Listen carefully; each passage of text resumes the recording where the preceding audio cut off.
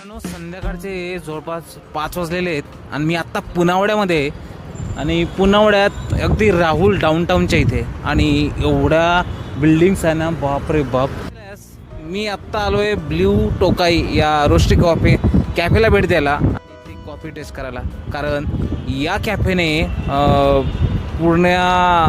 पुण्यामध्ये कॉफीचं एक कल्चर तयार केलं आहे.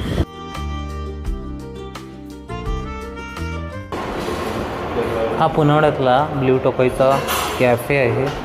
छोटा आहे पण याचे बरेच ब्रँचेस आहे पुण्यामध्ये.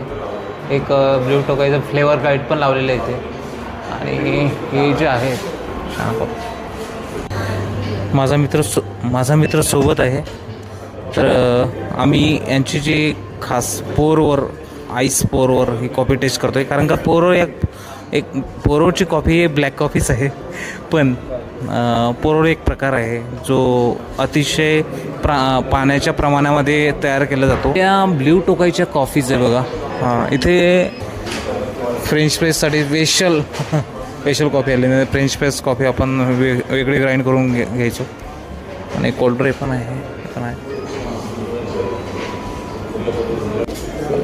आता कॅफेमध्ये गेलं का कॉफी मागच असते. पण त्यांच्या ज्या बाकीच्या कॉफीज आहे जे ॲक्च्युअल त्यांनी चालू केलेले आहेत, पोर ओव्हर झालं, फ्रेंच प्रेस झालं, पोर कसं करते ब्ल्यू टोकायला ते बघतोय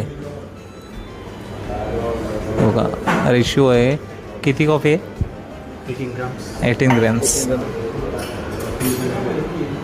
बघा राऊंड शेप होतो पूर्ण. ओके. खाली येत आता.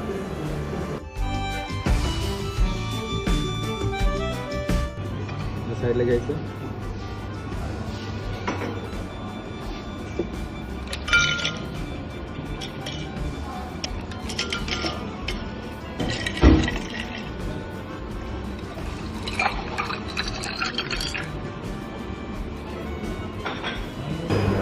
मित्रांनो, कॉफी आलेली आहे.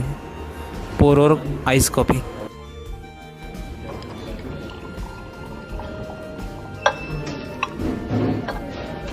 माझा मित्र बघा पहिल्यांदा बघतो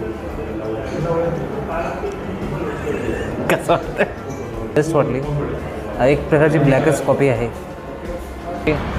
कॅफे आहे ते बिल्डिंग्स आहे. कॉफी आहे ना सगळीकडे महागच असते. पण ब्ल्यू टोकाईची कॉफी जी आहे ती टेक्निकली कॉफी आहे. म्हणजे टेक्निक त्याने बनवलेली असते. त्यामुळे प्राईज ठीक आहे. बाकीच्या कॅफेंमध्ये प्राईजची जी प्राईज आहे ती खूप जास्त आहे.